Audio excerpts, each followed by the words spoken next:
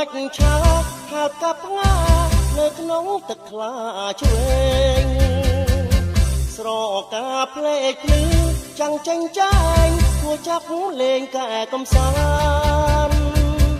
បងប្រឹងអុំទូកឲ្យស្រីជីងតែស្ទើរលែងទៅហើយក៏លៀ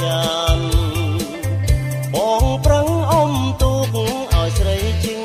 តែស្ទើរលែងទៅហើយក៏លៀន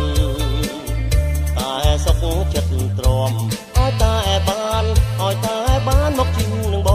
ង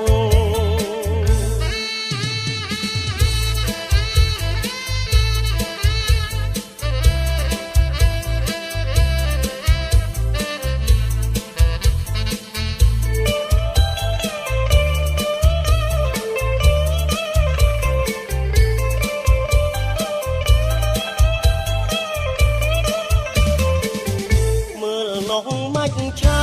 ហាប់កាប់ផ្ងានៅក្នុងទឹកថ្លាឆ្វេងស្រកាភ្លេចភ្លឺចាំងចេញចែងគួរចាប់លេងកែកំសាន្ត